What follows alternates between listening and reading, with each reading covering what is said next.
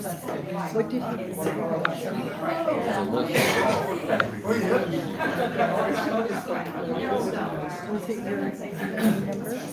Well, it wasn't, but he said she did the 37 mark.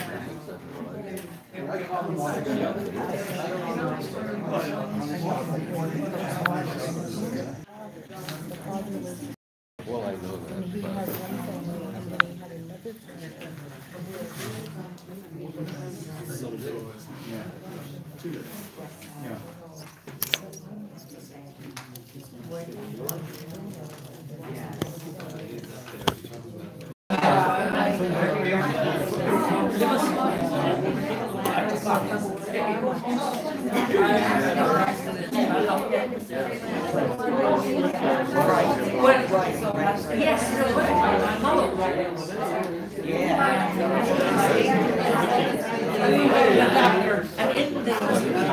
Does that adapter work for Colleen?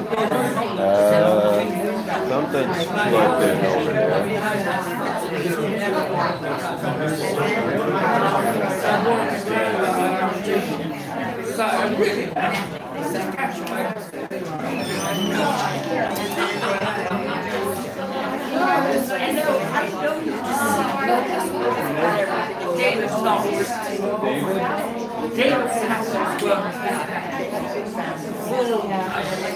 Nice to meet you.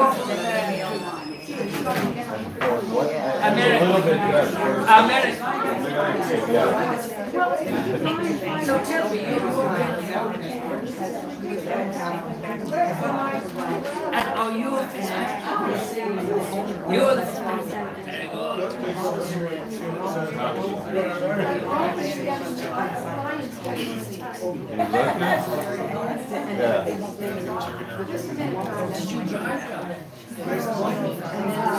Okay, Juan's getting it, so. Oh, okay. It's showing one person right now, but it's showing that at least one person is viewing it. All right. So that's a good thing. Well, hope it works. It's a couple of seconds delay. I'm sure there is a delay because I think they have sensors. Oh, they might check to see what I they say. think they do. Or at least to give them the ability to do that if they're going to. Yeah.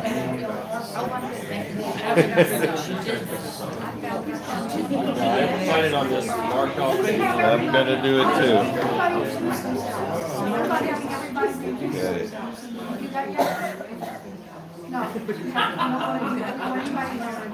all right, we're starting. Yeah. There's a big story behind that. But I want to start off by saying that's the way we would normally start, with a bell, right? I was at a conference recently, and there was a guy,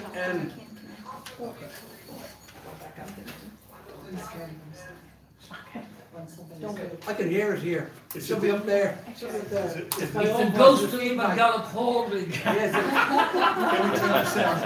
what I want to say to you is this.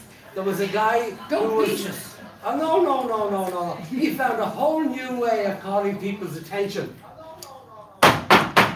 And everybody stopped and actually listened. So I give you that back in a few minutes. It's not mine.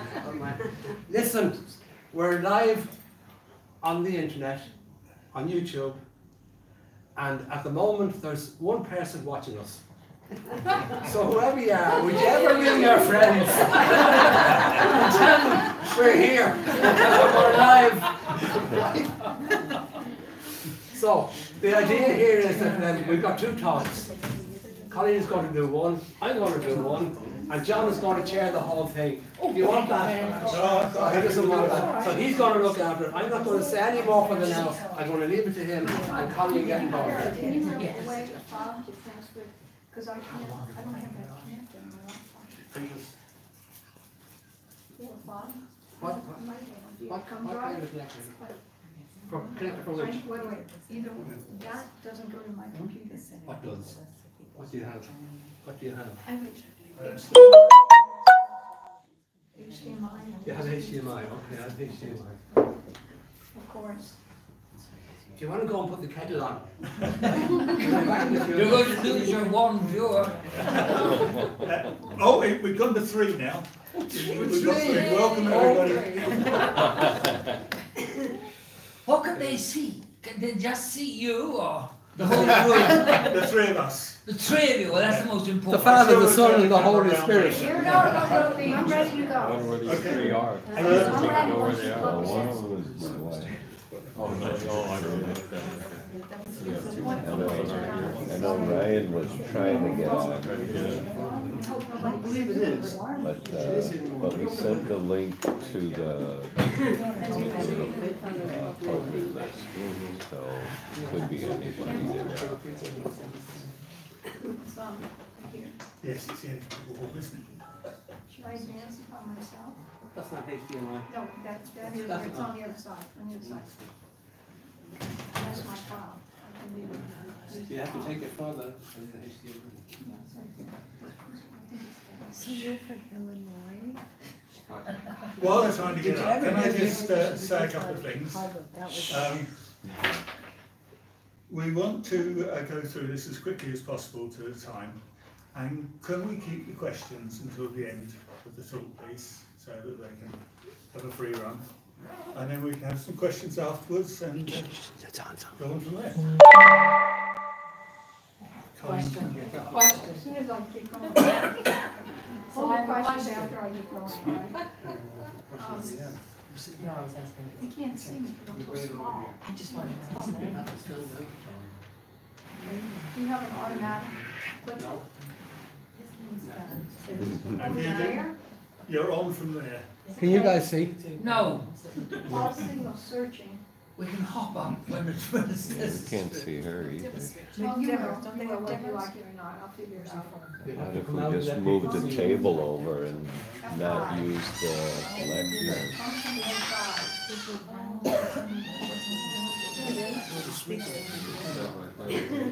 Yeah.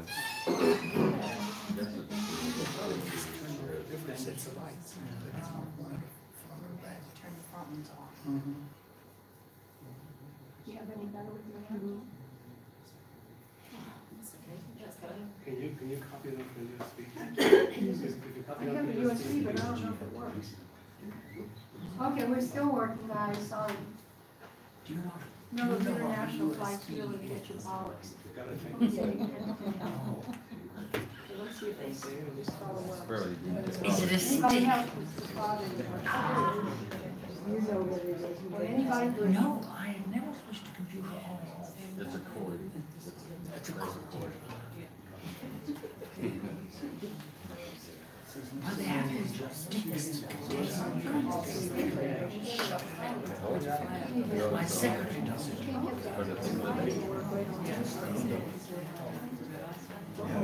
I got a cord.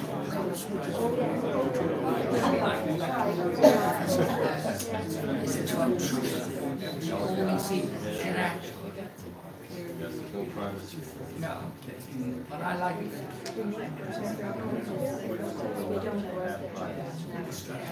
Nice.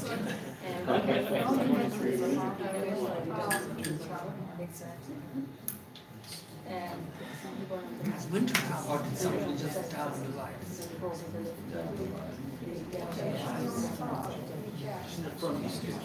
Very good. You see the swing on the jacket. Yes. Well,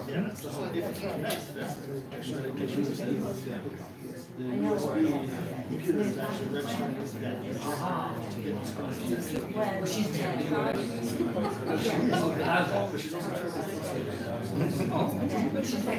She is. Yes. I'm ready to go. Yeah. Okay, see if you can get it. Does it have a wireless or is it have to be connected into the Wi-Fi? Oh, which computer is that? HDMI. Can I connect them both? You have those? HDMI no signal. It's disconnected here because she couldn't get her Pulled too far. You know what? Help me move that podium forward. Upgrade them. I think you can just upgrade them without doing that. No, I'll talk to you. Oh, that's great. Yeah, you can just order it online. Why couldn't I do this?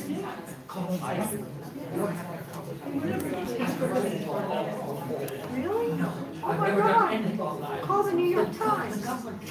What's it called? Running, let's see, it's source searching right now, HDMI. Yeah. I have my blog. Do you think I'm I have the box. The HDMI cable is connected. Whose projector is it? Looks kind of old. Probably Ronan's. It looks kind of old. It does. But it should still work though. Yeah. It shouldn't matter. But now, would the projector have to have its own Wi-Fi access, or is it I don't going think so. So to long as it's connected. be connecting to the? If they're both using Wi-Fi, if it's not a hardwire connection, then Yeah. Then yeah. But Okay. they got a hardwire Okay. connection, so that shouldn't matter. Yeah, because I think ours at the office has Bluetooth in the projector and on Yeah. the. In which Yeah. case, then you'd have to Bluetooth them, right? You pair them. Right. Yeah. Right. This is interesting. It's taking so long to search. First again, search.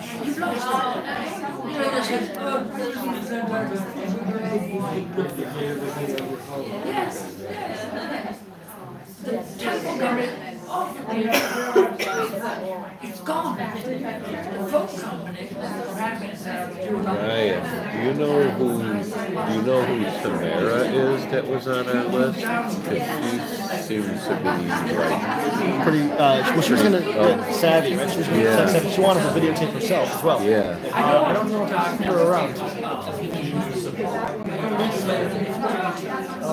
She might not be in right now. Maybe she's getting in like later on today. Maybe she's getting in tomorrow. But if this is Yeah, it should work. the cable is HDMI cable. They already lost 5 hours. I'm on my 6th week. No fight.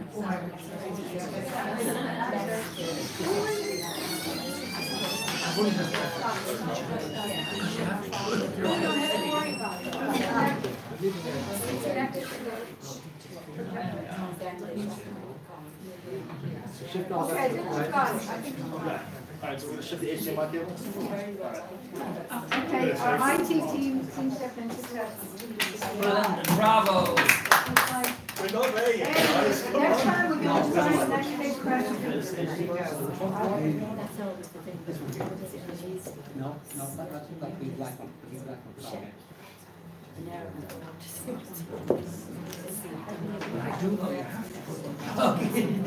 Well, we were up to 6 viewers. Ooh, I put it on both Facebook groups. Oh, okay. Oh, it's not Somebody working. left. What's the problem? Okay. Okay, which one now? It looks like something's happened. Wait a minute. I'm doing that right now. What's this one on the top? HDMI. Here, ready? Let me aim it down this way. It's the top one there. Top one. Okay, try that one. We didn't get that last time, did we? Click OK on you there. Yep. Source detected. Oh, my God. But whose? Well, why doesn't it see the We're not F5? on, still not on the right one. Still not, okay. It's Put this HDMI. under one of the Put lasers. it- Not HDMI. Oh, it's not? Because that's PowerPoint. There's your Pull the PowerPoint up. If I can see. Click on, just click on the PowerPoint. Are you in full screen mode? No, it's there. It's on screen here, but it's not, just a moment, just a moment. The projector has to be down again. Alright. Oh, there it is. Oh, Hey!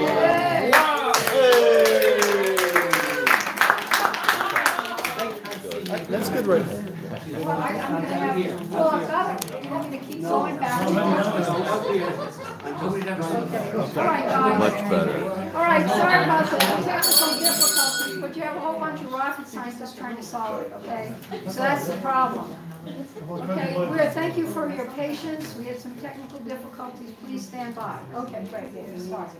This is a summary. What I'm going to do is, guys, there's a lot of new people here, a lot of old people, right? I mean, old friends, not old. Yeah, go. So, and you know, we've had, this is our like 7th or 8th clan gathering, is that right? So 18 years, right, since 18? Yes. Some of us have been here every single time, some are new, some have come and gone. Anyway, I'm gonna talk about the DNA study, which started in the year 2000. 18 years, can you believe that? Here's my outline. I'm gonna give you a little bit of history, because how many here have taken a DNA test? Okay, or you have a cousin, okay, how many have not? How many will never? Okay, just checking. Oh yeah, Ronan in the back, oh hush, you know. So I'm gonna give you, kind of warm you up by telling you some things that happened, and then I'm gonna tell you, there's 2 markers that are of interest these days. The markers, get your markers done, you've heard that. But there's also SNPs, which is another kind of marker, which should be interesting to some of you. Anyway, why we need to do that, and then kind of how you can get a product and do that, what it means and how to get one. I'm not going to really evaluate the companies too much. I'm going to tell you what they are, because I couldn't get all that done in 1 hour, half an hour, what I'm supposed to talk. So I will say something like that, but we can discuss that later. Anyway, let me tell you, when I came here in 2000, okay, I'll tell you another story for another time. I had several very interesting experiences. The first one is we had our first clan gathering, and this was amazing, because the first clan time that the Fitzpatricks had assembled in maybe a millennium. Ronan's the one who can speak to that. 500, 600 years. I'll tell you a story for another time. And actually, I was robbed by 2 men in a graveyard up near Dormidale, okay? That's the one for the after party. But on the way home from that gathering, I was reading in the In-Flight magazine about the DNA study of the Irish clans at Trinity College by Dr. Dan Bradley. And I said, oh my God, why don't we do that for the Fitzpatricks? Of course. How silly of me. Oh my God. So within 6 months, it sort of started, the news started getting around that there were some companies that were going to test.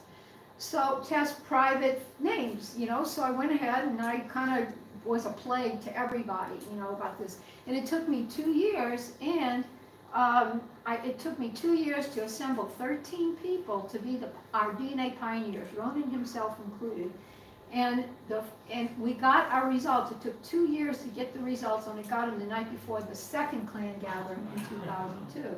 It took persistence. We had 13 members, and then now we have over 350, and that's 18 years later. So we're getting about a Fitzpatrick every month and a half to 2 months over 18 years. Isn't that good? Now Fitzpatrick, they do have some studies that are like Jones and Smith. They have 1,000 or 2,000 members. And they have some rare names that have 3, or 2. But ours is a medium frequency name, I'd say. So this is really cornering the market on Fitzpatrick's, right? Because every one in the study represents all the males in his family. So you take that and you multiply it by how many male Fitzpatricks you have. I know in my family there's probably 150 by the name of Fitzpatrick that came from that guy that came from Ireland. I know he came from County Louth. I know a few things about him, but that's it. In fact, my brother was #1 guinea pig back in 2000, and I have never found another Fitzpatrick I am related to in 18 years. But I keep hoping maybe in the next 6 months, right? So anyway, I've cleaned out the Fitzpatrick guns, but the name was something else. But it turns out about 25% of us don't match anyone else. So don't worry, I have a lot of company. Another thing, let's see. We started a company called Relative Genetics. That was because the In-Flight magazine prompted me to learn about Sorensen, who was a wealthy benefactor, and he had donated a bunch of money to BYU to do research on DNA in people and get DNA tested. And and it was so popular, people were hammering on their door to get this done, that they spun off a company called Relative Genetics, and you could actually pay to have your DNA done, and that's where I started. So we had our 13 brave pioneers started Relative Genetics. However, Relative Genetics was sold in about 2007 to Ancestry. And we all said, well, we don't want to mess with Ancestry. We're kind of, you know, that big Ancestry type company complex. And so we said, what else where can we go? And there was another company called DNA Heritage, which just sort of, you know, we closed the door on relative genetics and we walked in the door DNA Heritage. It was very simple. We rolled over and we lived happily ever after. And that, in fact, we went up to 43 markers at that time.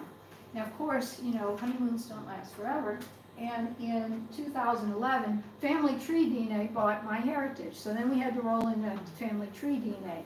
Then there were a few casualties because some people I had lost contact with, their DNA address had dried up. There was, you know, I couldn't find them. Some had died. And it was kind of like really, it took me 18 months to 2 years to kind of get everybody. And I had a lot of help. I bet you a lot of people in here helped me. The last one we found, okay, was a Mike Fitzpatrick from Perth, Australia. He had owned a cafe, and I had exchanged quite a few emails in a city called Bustleton near Perth. So we lost track of him. I couldn't find him. You know, his email went dead. And Suzanne England in Australia offered to help, you know, because she was local. So I gave her all the information I knew, and we found out his cell phone was still good. And he called his cell phone, and it turned out, since I had been in contact with him, hi Captain, he had gotten married, he had moved 1,000 miles away, and now he worked as a prison guard. Never would have guessed, but we got him. So anyway, we rolled in the Family Tree DNA, and you know, there's some talk, well, we may go to another company, we may not. It may be possible Family Tree may be getting ready to sell. We've had a little bit of organizational problems with them. Let me put a question mark. We may stay with you after the after party. When we started testing, you all understand we use something called YSTRs, okay? Does everybody get that? I think most people will understand that that is our marker. And what STRs are, they're called short tandem repeats. And the key word is short because it means it's a length, but it's not too long. They are pieces of real estate on the Y chromosome. Okay, they're long, there's some extensions there. And because there's so much DNA, they mutate. You know, they mutate maybe one time every 250 years, which makes them good for genealogy purposes, right? To study family names, because everybody's not going to be the same and everybody's not going to be different. It's not like scrambled eggs, but it's not like solid. So you get these mutations which allow you to trace families and put people together in groups that are closely related. We can go from now 12, 25, 37, 67, and the highest you can get in the standard is 111 markers. Does anybody not know that? Maybe a few people, okay. These guys are good for really tracing family 500-600 years back to the 14th, maybe 17, 16, 1500s, depending on what you know and who you match and what they know. So it's genealogical time frames, let's say. In 2002, this was what we call a cladogram. This is what we looked like as a group. This is sort of like a DNA map where everybody lives in DNA land. Sorry if you can't, sorry, baby.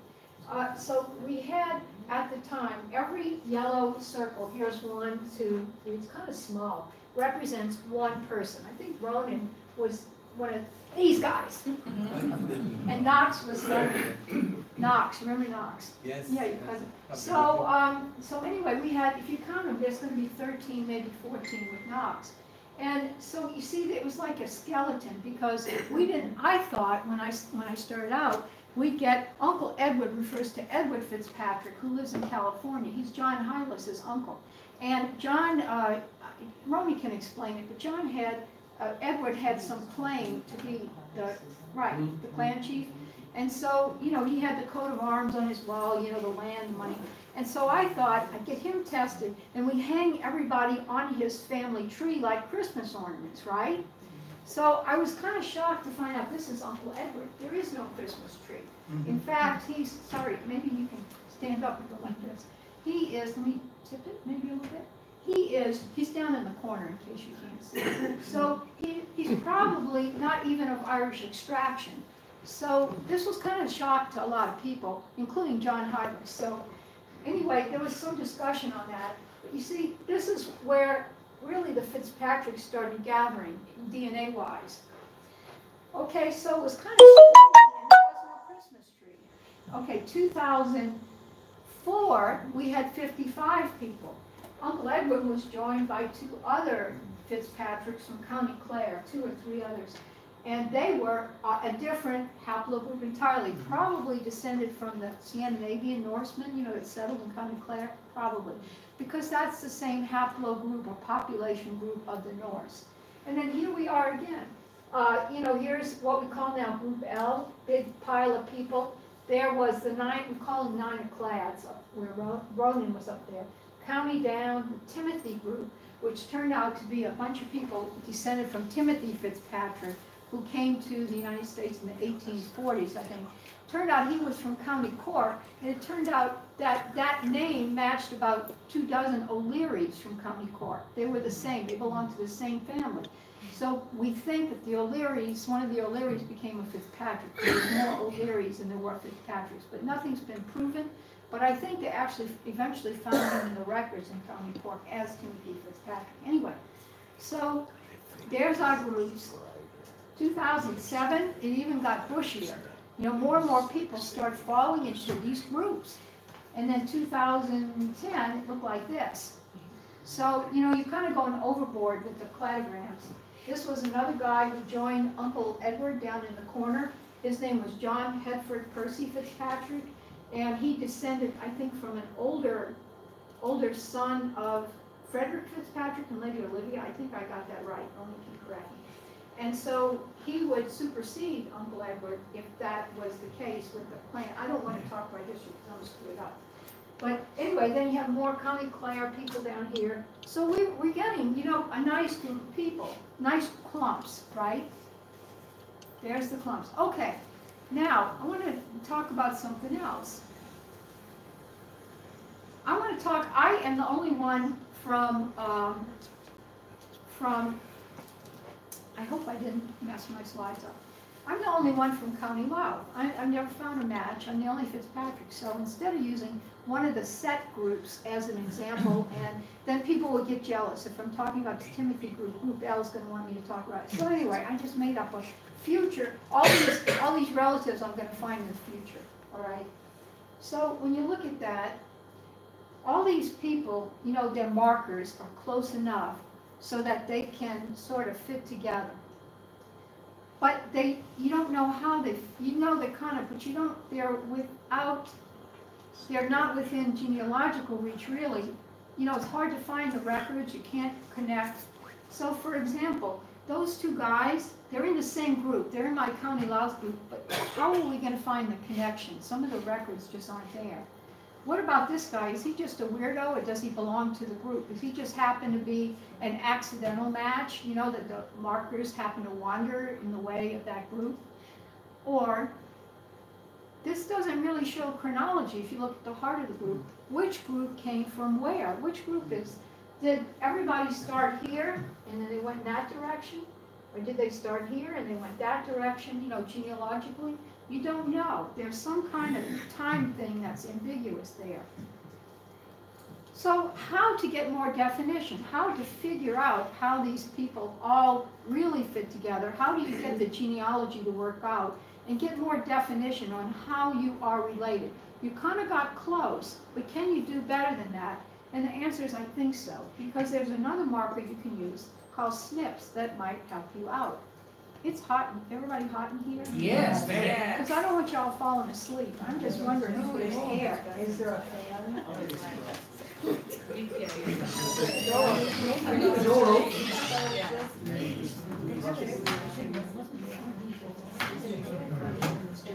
I just going to get some air. Maybe we open a window. We have to open the windows are open.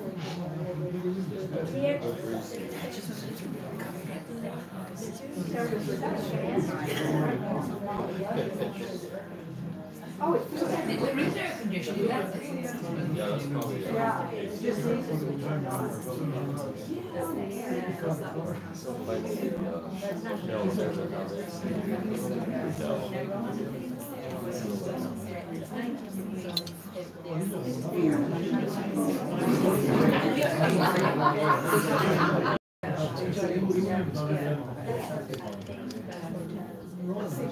He's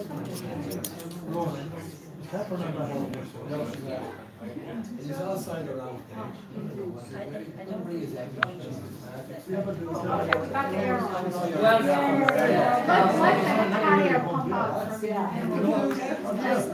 Okay, so I'm saying, okay, class. hello. Hello, class. Okay, so anyway, we got the markers that are kind of fuzzy and getting everybody kind of together, but wouldn't we like to really anchor it, you know, get it a little bit more defined? Well, there's another marker called SNPs. Let me tell you how SNPs work. Okay, we got the STR test. This is what happened. In 2002, we had 13 people scattered all over the place. And then as 2003 and 4, we got more and more people, And then in 2004, you see the little groups are starting to take place. And then in 2007, we had even more people. So let's see if I have. So you see what's happening is over time, another more recent. So we broke that group of STRs. All these people have the same STR group, but the SNP broke it into actually 3. The one on the left, and then the one on the right has 2 separate common ancestors. This is a good example. It's the McDonald study. What happened and how they used their SNPs to kind of differentiate themselves. Let's say down at the bottom, these guys have all taken McDonald. That's the key, the ID number. That's the ID number. McDonald. They're McDonald. This is a McDonald, and this is a Gillis. So when they took their SNPs, they found out that this is the way they explained it. Old MacDonald had 2 sons, E-I-E-I-O. The first son never changed. He had that one SNP, and he never changed. Then we have, so he's the oldest. He only has 1. These, you see, you have a couple with 2 SNPs. They're the next oldest. So old MacDonald's grandson developed a SNP, and that's it. Then this guy had a son who didn't change. So you just keep going. There's another guy with 3, the yellow, the blue, the green, yellow, blue, and green, yellow. So they have some commonalities, but these 2 guys developed. So you see, using the SNPs, they have taken the group and they've organized it better so that they know more accurately where to look for genealogical information. And it could be that you still, you can't find those records because Ireland, of course, is terrible with records. Past about 1860, 50, you can get back, Group L can get back to the 1500s, and beyond. But, Ireland's not, so it could be that you come up with an ancestor that's, say, 1800, 17, even 17, and you can't find the records, but at least you know where that anchor is, where that ancestor is. So SNPs can sort out the lines within that group, that family group that your markers dictate. Okay, recap. SNPs are more stable than STRs. So SNPs can resolve ambiguities in a family that STRs leave behind. The STRs, the regular markers, will get you close, but the SNP will anchor you to the other people in the group. And they can provide a general chronology of how your family, how your group developed. So it's really important when you do this, no matter what SNP testing means, all right? You need to make sure you get all the SNPs you need. Now, they're always finding more recent ones, okay? But you don't want any holes in the research up to a certain time because, look at this, Group 1 and Group 2 are okay. Now, this extra SNP breaks it into 2 separate families. That's good because that means from counting off, I have half the work that I needed to do before. But if I'm collecting SNPs and I have my magnificent tree like I showed you, but for some reason in the testing I missed that black SNP, I'm not going to know that that's really 2 groups. I'm going to miss the boat and I'm going to keep working in the wrong direction. Okay, suppose, let's see, what do I have? Okay, there was our group again. Now I find that some people in Group 1 have a yellow SNP. If I read that right, the SNP will help me resolve the circles because the only way that works is if it came out of here, and this guy is the guy that was the original yellow snip, right? And the family developed. It didn't, this is completely separate branch. But if I don't catch that snip, I will never know that. Got that? So the snip is helping me resolve the ambiguities. And hopefully you don't miss the red snip in the first place. Because if you do, you're part of a larger group, and who knows, right? So ideally, whoever does snips, no matter what that means, you want to get all of them if you can. I mean, they're always, getting new more recent. You got the real old ones pretty good right now. And these are, the family tree of the human race and the different ones I showed you before. You want to get all of them. So, how do you get your snips tested? The first way, of course, is to just do the whole bloody enchilada. Get all your snips. In other words, get your whole DNA, whole genome sequencing. Do the whole thing. Once you have that, you have your DNA on your hard drive. You can get anything out of it you want. And if for some reason somebody, develops a new SNP later on, you can, even check your hard drive to see if you have it, right? I do a lot of forensic work, and I tell my agencies I work with, get whole genome sequencing if you have a killer or a John Doe, because you'll have it on your hard drive. You'll never have to worry about DNA running out and exhausting it or degrading, because you'll have it in electronic format, and you can always pull it out, any other new marker, anytime you want. You can do whole genome sequencing. I'll explain it. You can get the whole enchilada done if you want. So let's talk about the whole enchilada first, and then we'll go on the separate test. To get, this is 3 companies, well there's several companies, but there's 3 main companies that offer this. The first one is Full Genomes Corporation. And what they do is they sequence the Y DNA. I think they may do mito and stuff on the side, but basically you get your Y chromosome and everything on it. They pick up, because they know, you know the SNP's already there. They'll keep their eye out for novel SNPs. In other words, a new SNP that your family has that nobody else has. And therefore you can carry that forward and talk to your people in your group, and maybe they could get that SNP checked, It covers about 97%. It's kind of expensive. Okay, I'll get to the cheap part in a minute. But it covers, it's 645, something like that. And every SNP you find is worth about 86 years. So if me and say Casey are separated by 3 SNPs, 3 times 86 will be about 250 years. We're separated, we know where to look for our common ancestor. YSeq is a company in Berlin. The guy at YSeq, what he does is whole genome sequence. He will do your whole genome, all 23 pairs of chromosomes and mitochondria. You will have everything, your whole DNA. And they have 3 levels, because when you do this, you read, and you don't read just once. You read over and over and over, because sometimes you may miss a SNP or 2 or a marker or 2. So it has to do with, sometimes it's called a confidence level. So the more times you read, the more confident you have those markers. I'll explain it later, don't worry. But anyway, this is if you read your genome 15 times, that's enough to get all the SNPs you need. And it's a little more expensive, but you got your whole genome. It might be worth the extra 100. And every SNP they come across is worth 109 years. So if Casey and I were 3 SNPs apart, we'd be about 327 years to our common ancestor.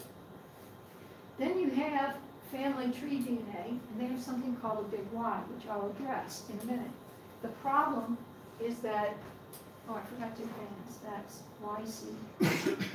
Okay, YSeq does whole genome, all everything like I said. The problem with this was designed in 2011. In fact, it was designed by the guy who owns that company now. And the problem is they've never updated it with a lot of new SNPs, and it only picks up 2/3 of the markers that you can get otherwise, comprehensive-wise. They just haven't updated it. You see a lot in the news, you people talking about big Y and everything. It's a real nice thing, but I don't recommend it because it's older, it hasn't been updated, and you're going to get 2/3 of the data you need. It can be on sale, a little less expensive, but it's worth 131 years a SNP. So you see what I'm saying? It misses a lot of SNPs. It doesn't have the resolution. So maybe Casey and I wouldn't see those 3 SNPs if we were comparing. We'd only see 2 of them because this one didn't pick up that 3rd one, like that. So we'd be missing some information that otherwise we could use for our genealogy. In other words, you might miss the red SNP from the other. So, if you're, say that there's my group from County Louth, if you miss a SNP, how do you know where it is? I mean, you'll know kind of where you are in the tree anyway, just by association of everyone else, where you might know, a whole bunch of people, you're close to them and they're sort of in here somewhere. But that SNP, a red SNP might be there, the red SNP might be lower down, but it's missing. You sort of know close, but again, you haven't really defined quite what you're after. So the thing is, a lot of people, I don't want to spend $700 on a test right now. So how can I get around that? Well, maybe there are people in your group that have already done SNP tests enough, that they're close enough that you know the neighborhood where you SNP live in, the SNP neighborhood where you belong. So in that case, you don't have to do everything. You don't have to do your whole genome. There are less expensive ways to go.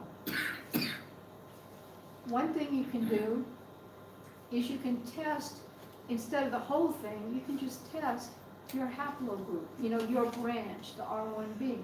That will set you back $100. And that will tell you the neighborhood, SNP neighborhood you live in. That will get you close to where you have to be. It'll pick up some extra SNPs, some novels, you'll get close. Or you could just test the neighborhood if you already knew that. That would set you back $100. So you can test the SNPs in that area, test around, and that will give you, I think that they give you, if they come across novel SNPs like yours, new ones, they'll tell you that, Or if you're pretty sure you're the middle green SNP, you can test that SNP for $18 with YC. Or you might want to test, SNP packs really, I think, are irrelevant because you can test one below and one above. You can test a couple of them for like $50. So that might be close enough and you'll get, specific information. So there's 3 ways to go. You can get the whole genome tested, you can get just your haplogroup, you can get your neighborhood, or you can get that individual SNP for $18. And in fact, you can even ask them to guess, or you can ask them for novel SNPs. You can ask them to kind of be a little bit imaginative if you get the right company and test in a certain region, because they'd like to know about the new SNPs out there as well. So the product summary is this. If you want a comprehensive, I would not go with big Y. It is there, it is available.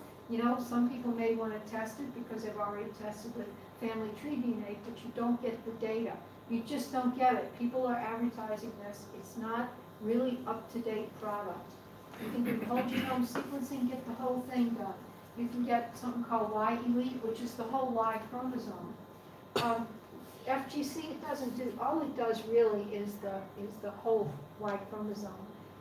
This company, YSeq in Berlin, does everything, and they're really creative. I've gotten a lot of stuff tested with them because I like their flexibility, and I also like that long story, they just plain leave me alone. I ask, they answer my questions. I say, do you have a SNP in this area? They'll say, yeah, we can try it, or we can do the whole genome, then we'll go back and confirm it for you. There's a lot more flexibility there. But FTDNA, if you've already tested, they do all of this as well. And, the haplogroup will set you back probably $100. The individual SNPs are almost, $20? They're not very expensive. So if you find somebody, like in my case, somebody sponsored the big Y for me, I didn't get close even to anybody. The next guy is like, I don't know how many SNPs away, and his name is Owen from Scotland. I have no idea. But my brother has all these novel SNPs, and I'm not close to anybody, so I'm going to stop until somebody gets close. But you might already be in Group L or down, or, Calvin, one of those that might behoove you. Talk to the people to see if they've done that, to see if they know their SNPs, because you might be able to test just a little bit more closely how you're related. And then at the end, you can always say, okay, we're 200 years apart, You can go back and take a 111 marker test if you want to, get that extra information. So, SNPs are more stable than SDRs. SNPs can clear up ambiguities that SDRs leave behind. SNPs give you more information on how you connect to people in recent generations, not just thousands of years ago. SNPs, many SNP testing options. You can do, everything, the Y chromosome. You can do haplogroup, you can do your SNP pack, you can do single test. I would say widely and whole genome sequencing, if you can do it that way, if you're in for that, if you're up for that, are better than the big Y. Please don't buy it. A big Y is outdated. And then if you really want to confirm, you can always follow up with the 111 marker test, because if you're flooding around, you have a 37 marker test, the 111 might actually define that better. If you're only 3 markers off on 37 and you're 3 markers off on 111, that says something. And then that might give you an estimate too, would confirm the estimate of how good the SNPs are. So nothing preventing you from doing that. Okay, I'm done. Thank you very much.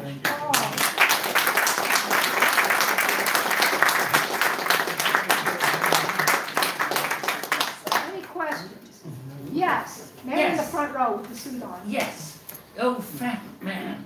I'm interested in James Hedford Fitzpatrick. Yes. Who replaced Uncle Edward. Yes. Because the Reverend Frederick Fitzpatrick, I think he married one of the Taylors, who were the Okay. Marquises of Hedford. Okay. I wonder if that's where the name came from. And his granddaughter was Princess Daisy of Pless.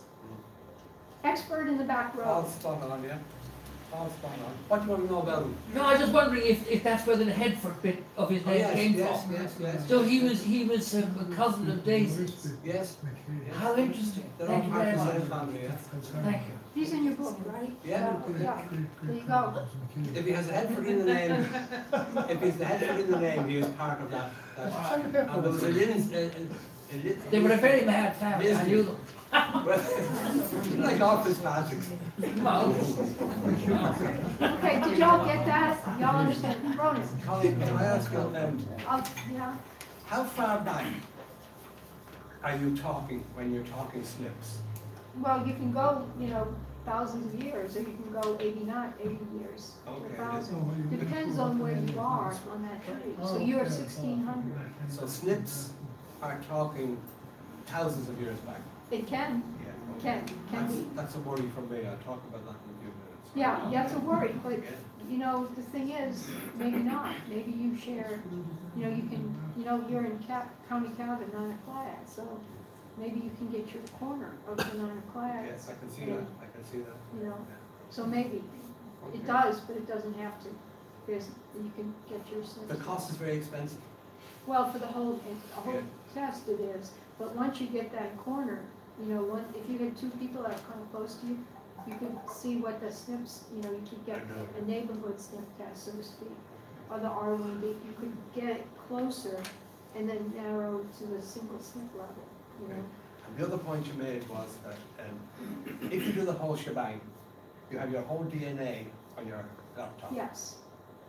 Who else has access to your whole DNA? You're just the company that tested you, just like everything else. But if you go into the study, do the administrators of that study have access to?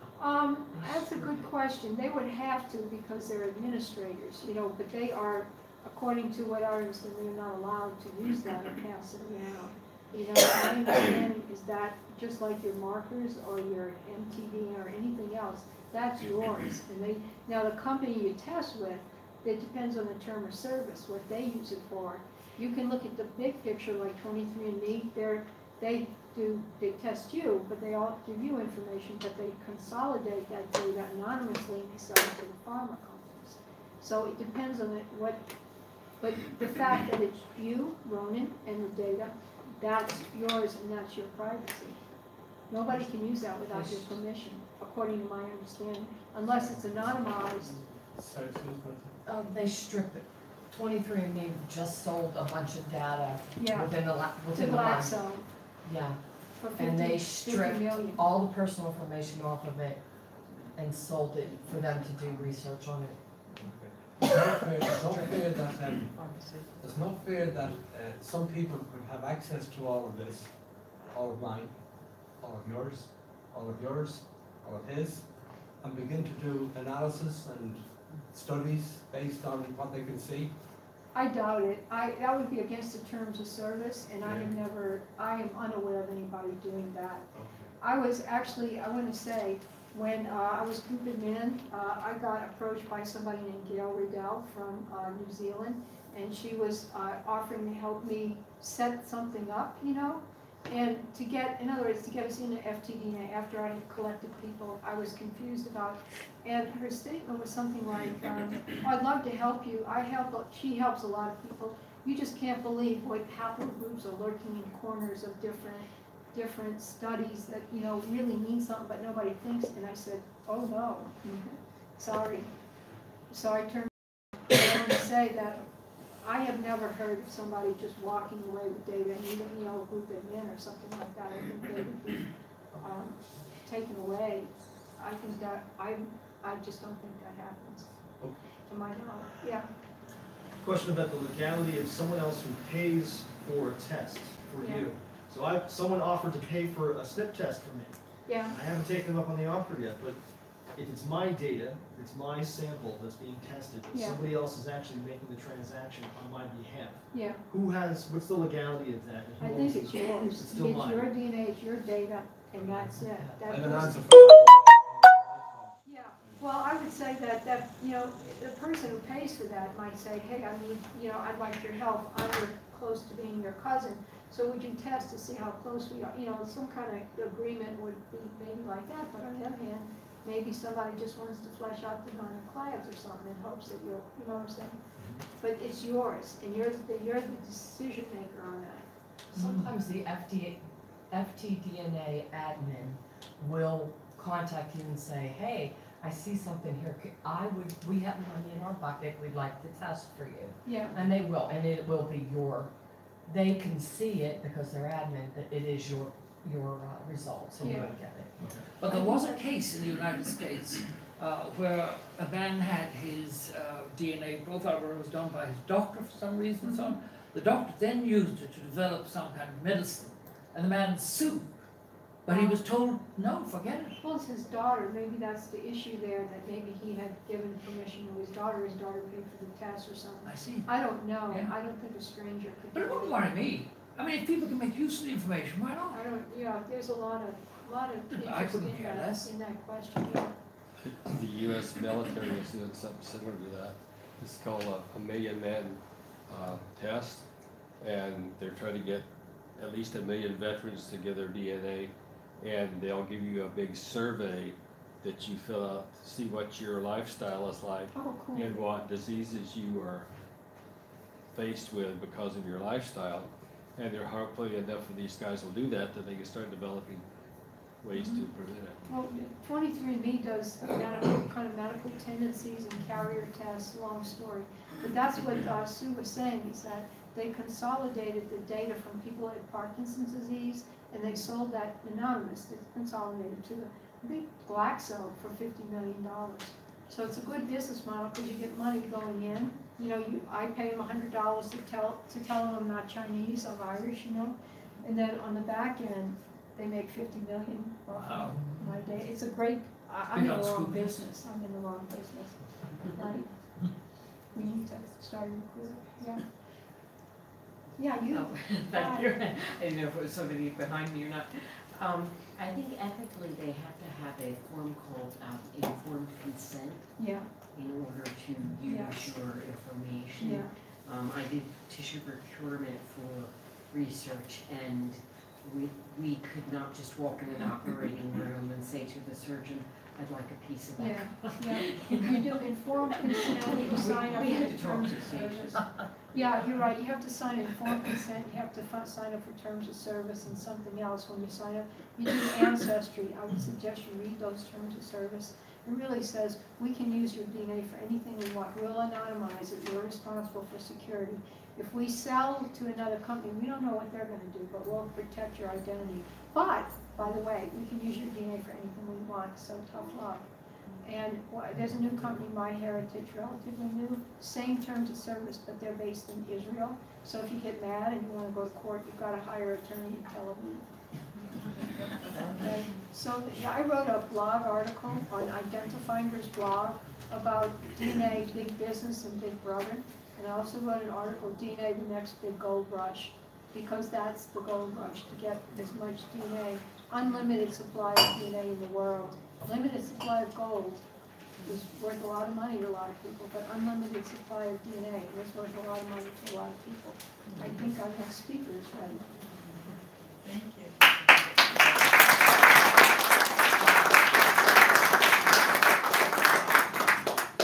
There's water here, if people want water. You're more than welcome, I know it's quite warm. That's not too cold on the baby, is it? No, Sure. thank you. Yes, thank you.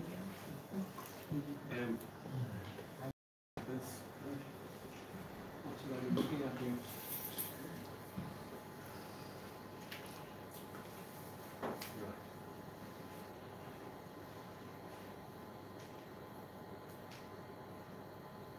Is that right?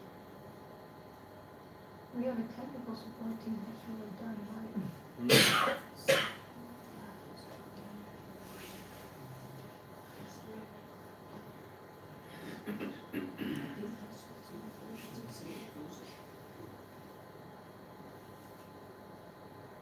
Put that F5 key.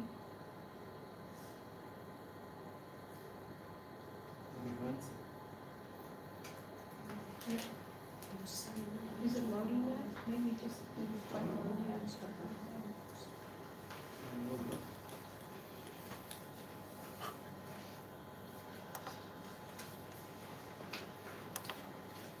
Now I'm right, thank you. All good. What you do? Press buttons. Are you able to move the slides? No, we're grand. I think it's moving a bit. It's stuck. Mine's stuck for a minute, there you go. It's just loading, I think it's the problem. Yeah. So, DNA for genealogy. The idea behind what I'm going to talk about is where we were, if you like, Colin has done a certain amount of it 18 years ago, and where we are, or where we were kind of 5 years ago, and where we are now. So that's it.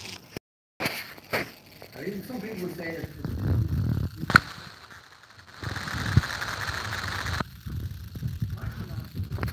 things are going on in the Irish, in my understanding of Irish history anyway. All kinds of things going on, and I would say that the DNA before you call it spaghetti, I call it soup, I call it chowder. And DNA would have to turn it into a little bit of a consomme, right? We'd be able to see clearer and see things differently. Family surname, as we would understand it, would be very different prior to 1500. There would be illegitimacy of all kinds. How many kinds do you have? But that didn't matter. That didn't matter. That didn't matter in the slightest. Right? There are some who would say that people would go out. Some would say people would go off for a stag weekend. And the stag weekend would involve burning crops, stealing horses and cattle and sheep, raping women. I should have heard above, wouldn't we kill a few of them and run at it, and then come back. And then after a few months, they'd say, God, that was a mighty weekend we had. I think we go the opposite way this time, right? And they go the opposite way, and they do the same thing. And when they're gone, the guys who suffered the first time said, oh, this is our chance, right? We're going on a weekend. And they came into the first territory, stole a few horses, burned a few crops, raped a few women, and strung up a few of the enemies as well, right? Now, what kind of DNA have you got in all of that?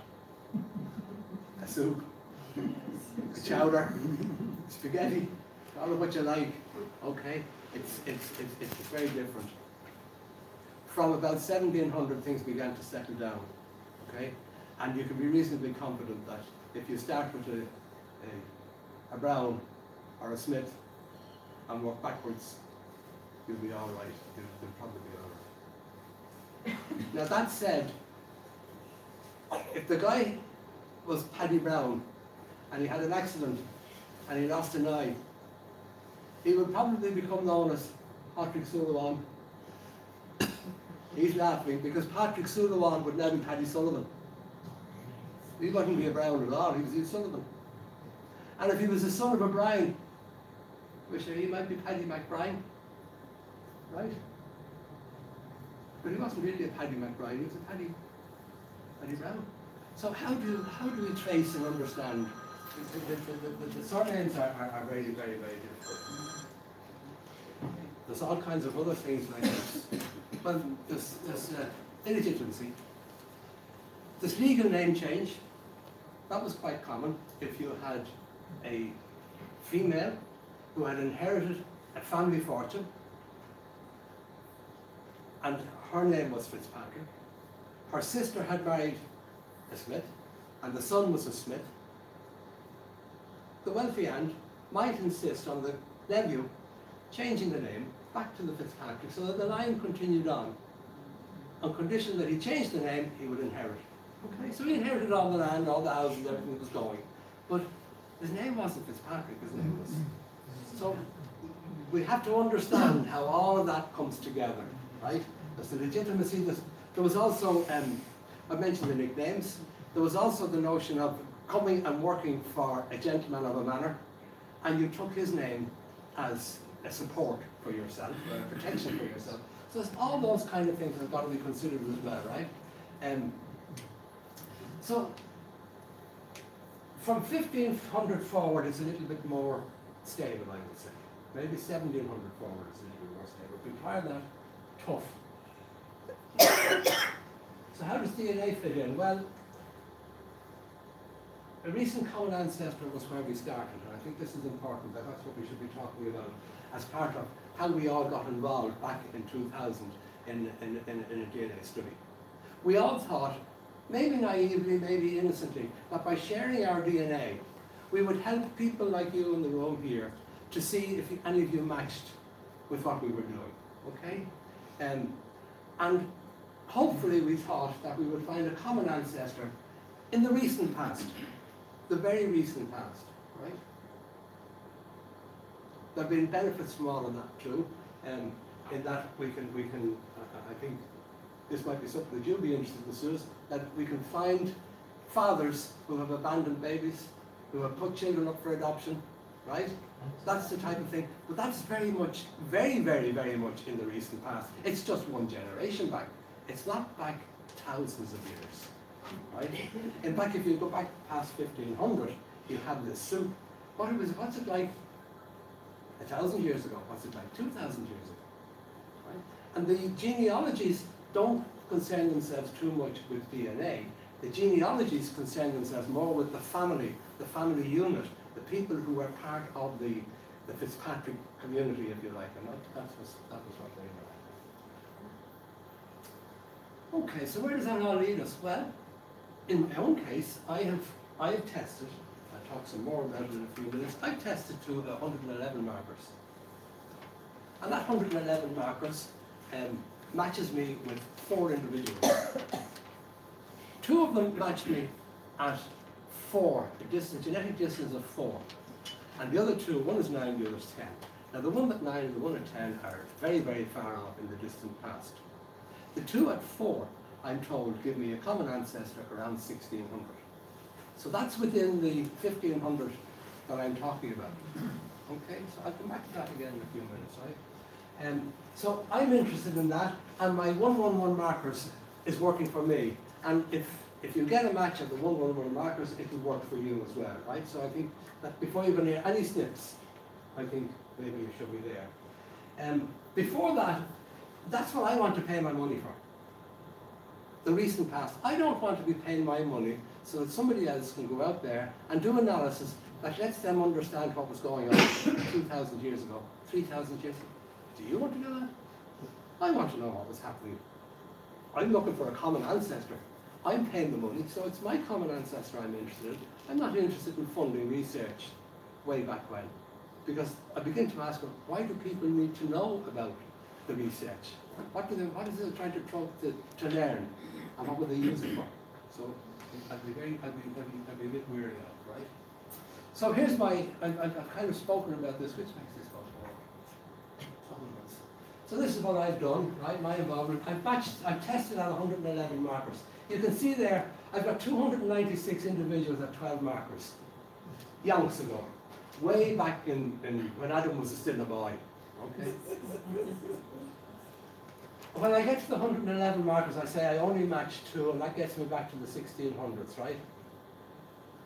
What I'm saying is that we need critical mass at 111 markers before getting any further analysis, right? We need critical mass. I need more people testing at 111 markers, right? So that I can see meaningful results. And at the same time, they'll get meaningful results because they will start to match other people. As I say, I match 2, so there's those 2 and there's me. So that's 3 of us, straight off. And we can talk to each other now and we can see what might have happened. And I can tell you, I started doing this when I was about 17. That's a long, long, long time ago, right? And that bit of information, I knew where I was back when I was 17. I could point to the houses where my great-grandfather, I don't know, sure, grandfather lived, and where they all came out, and where they got married from, and all the rest, right? And I knew that when I was 17, and it was only in the past 5 years that I discovered this, right? So I say, well done to FTDNA for helping me to discover that. I mean, that would be my attitude. But there's other things there about it that concerns me. Okay? So what I'm saying here is that we need some kind of a document. We don't have that. We talk about all of these things. We need some kind of a document written down that tells people, when they come to join us, what it is exactly they can expect of our DNA study. Okay? So that's the first thing that's kind of coming out of all of this.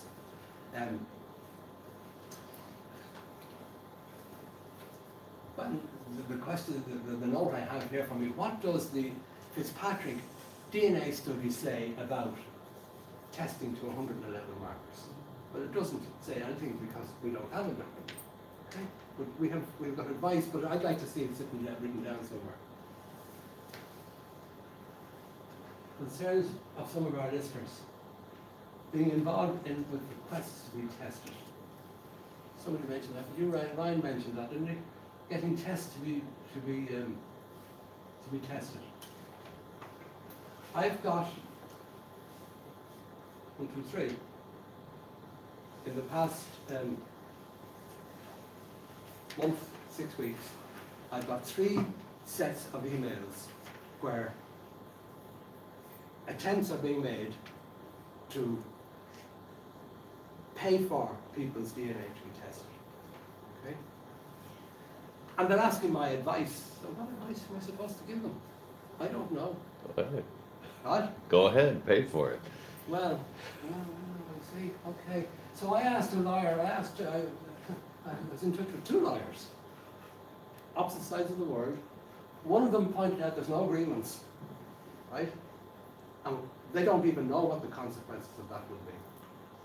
One pointed out that there is no international legislation of any description to control all of this. No legislation at all.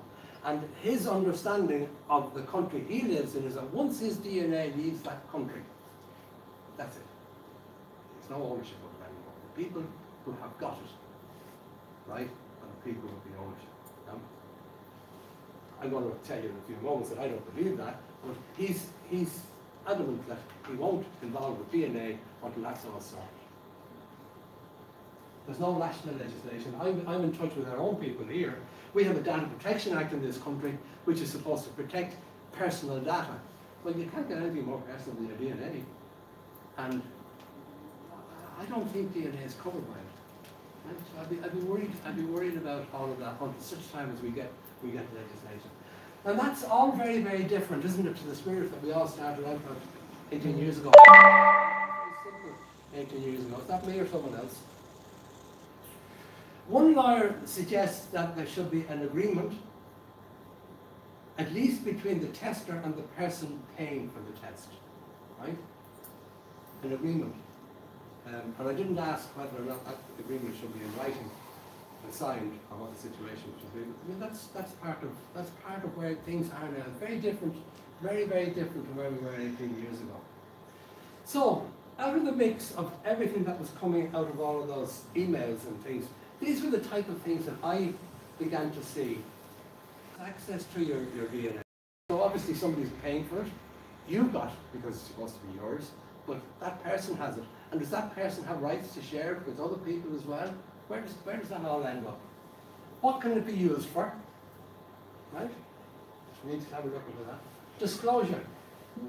How can it be disclosed and can it be disclosed? Have a look at that. And then there's the time scale. This didn't. Put some flesh on that first. How long should it last? How long do you own your DNA for? Does it die with you? If you have copyright on a book, it's your personal property. You own it for 75 years after you die.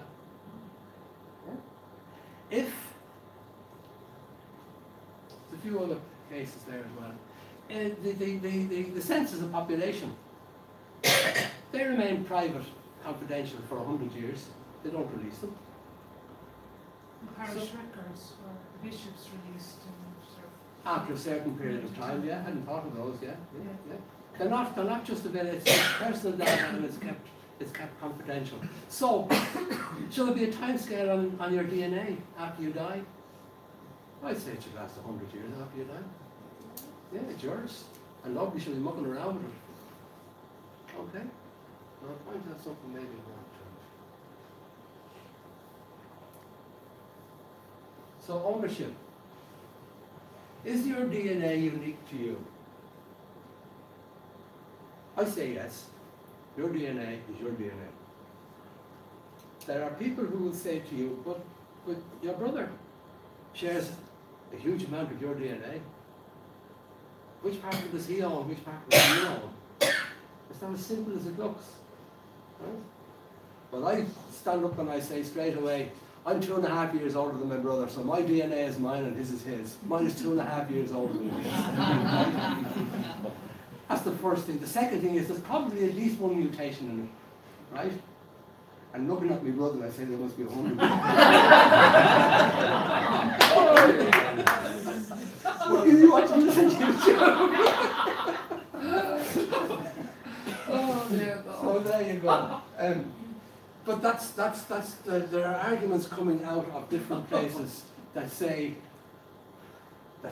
we don't own our own DNA, that we share our DNA and therefore other people own aspects of our DNA. And that's a long way from where we were 18 years ago. Right? So I took up your question. Right? I was a little bit concerned at people offering prizes on the internet to have your DNA tested. Do you own the DNA, or there's a person paying? Who owns the DNA? Or somebody offering to as what Ryan mentioned earlier on, somebody offering to do it. Should you do it? Should you let them do it? What's the situation? It's very loose, very free. Maybe it needs to be tied down. So Mike Fitzpatrick kept saying, ask FTDNA, ask FTDNA. So I did ask FTDNA. Right? And this is what they said. I said, if an internet community runs a free monthly draw or other competitions for those who engage with the community and the winners receive a free DNA test and take that test, who owns the winning participants' personal DNA data after submitted? And they wrote back and they said, regardless of how the test is obtained, whether purchase, received a gift, won a raffle or whatever, the DNA data always remains the test takers, regardless of who purchased it. And they have the right to have their data removed from the database at any time if they so choose. And I was disgusted with myself for asking the question. Because I only asked who owns. And I'm after listing 6 topics of concern to people. I should have asked for every one of those topics. So maybe I'll go back and I'll ask them for every one of those topics. And the other thing that came out of all of this was the reply that said they have the right. Now we have introduced rights and responsibilities. which is what agreements are all about, and it's very much what the Data Protection Act in this country is all about. The right. Data subjects have rights, right? And now this word is coming out of me. So I began to think this is where this should really be going. Okay? We need to get this started. I asked them another question. If a benefactor again suggests to, would they pay for a test? Who would own it and all the rest? And it came back, see the previous slide, which is essentially what they see above. I said to you, in the event of a dispute and the test taker denies access to the results to the person who funded the test, we can act as arbitrators. So there's arbitration. Oh, holy divine. That's a law unto itself. There are people who are qualified arbitrators. FTDNA are they arbitrators? I would be very concerned In their about. own minds. I would be very concerned about. In their own mind. That was the 24th of July this year, right? This is what they were saying. So it begins to reinforce for me some of the things that were being said by people in emails to me, and I brought up that list of things all of that.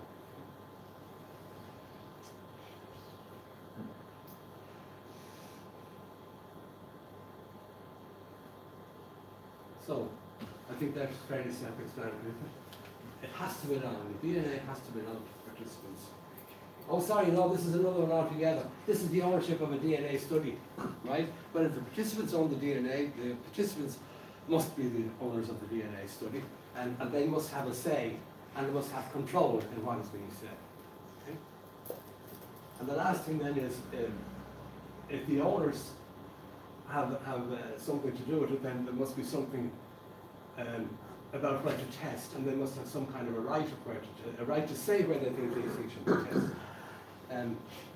My own thinking at this stage is that we have been through one system, we've been through a second system, there's a lot of confusion about the second system, and I think that maybe it's time we began to look at a university or a Royal College of Surgeons or somewhere like that, who will be willing to take on the study and do our testing for us and do analysis that we can have control of and can dictate. Back to this policy document that I'm talking about, that we should have, that says what our study is all about, how it should be structured, who may see the materials, why we're doing it, and what recommendations we would give to people from the point of view of engaging with DNA. When people come to the list and join, I typically say to them, this is what we do, and we have a DNA study, right? And I more or less recommend to them that they would consider joining it, right? What am I really telling them to join? You know, if somebody said to me, have you the guidelines of how this all works and all this? There are none. It's very, very loose, it's very, very free, and I think it all needs to be tried down. Privacy.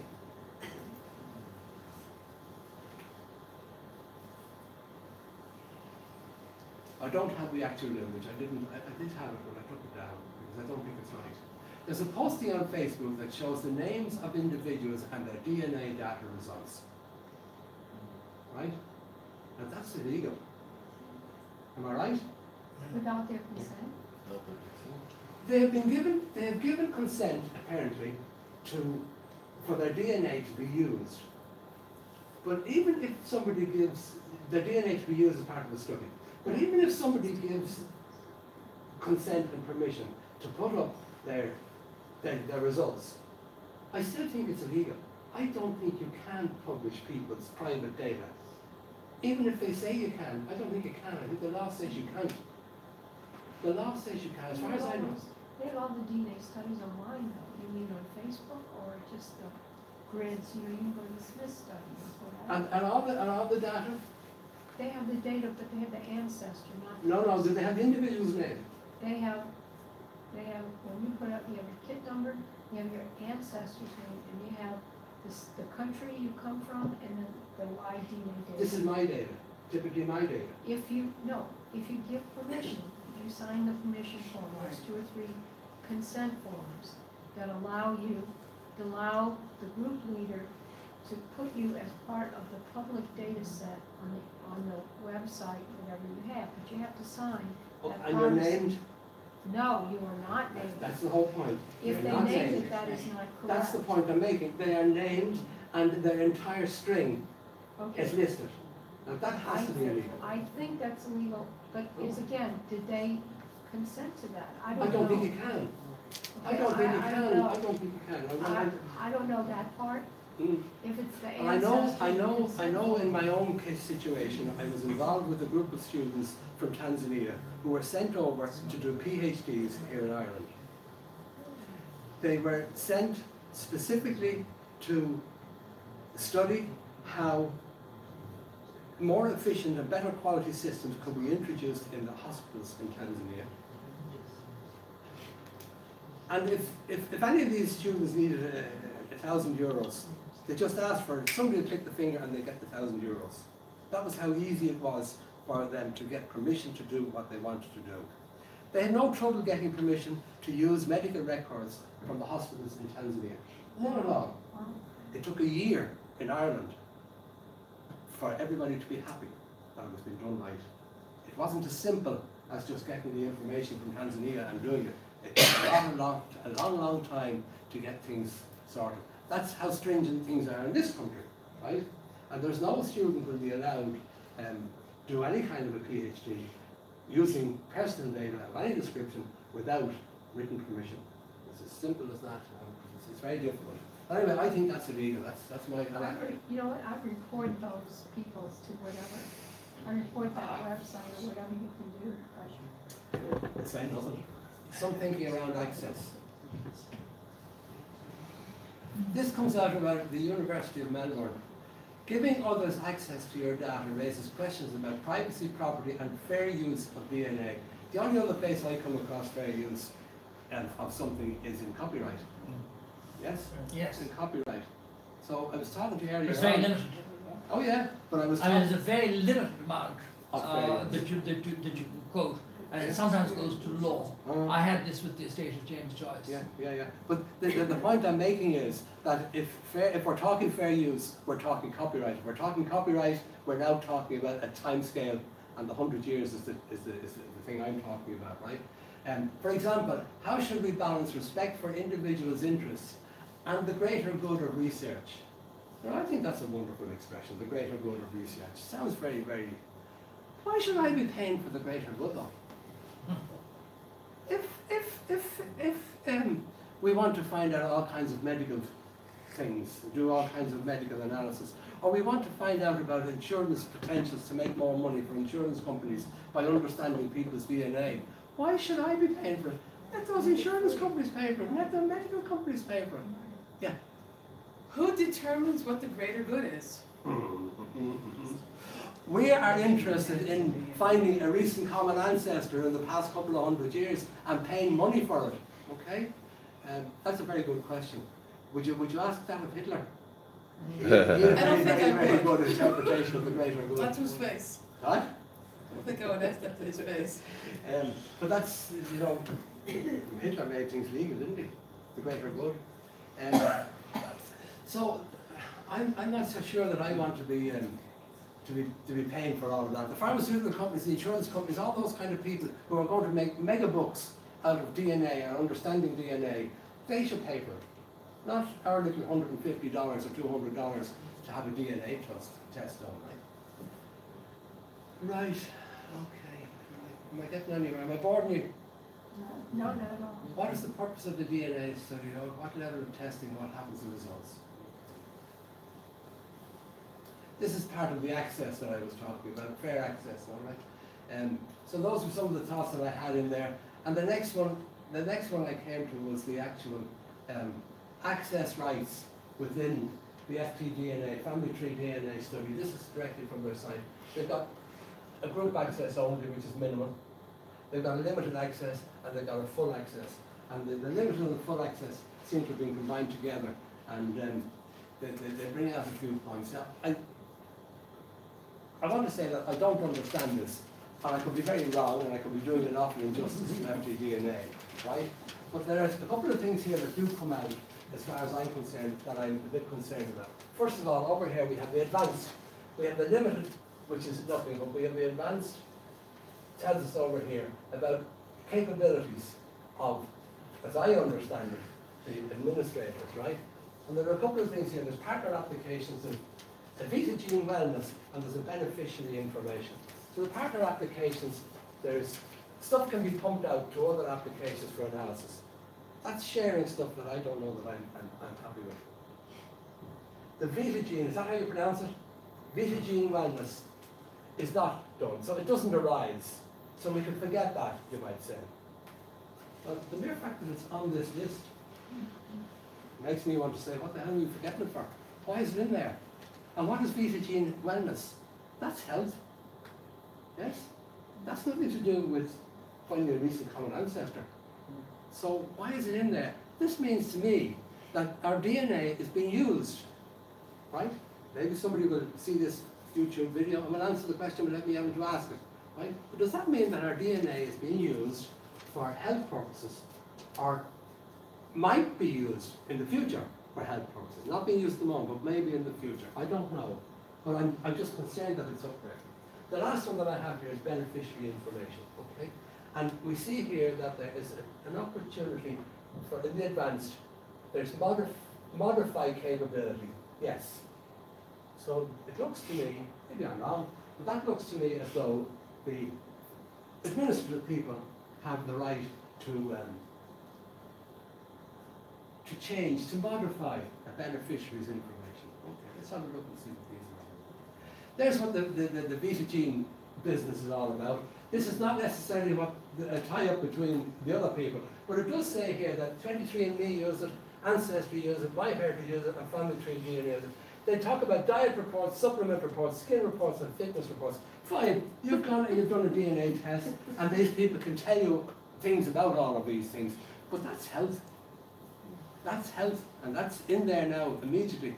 That's nothing to do with a recent common ancestor for me in the last, 500 years. I'd be worried about that.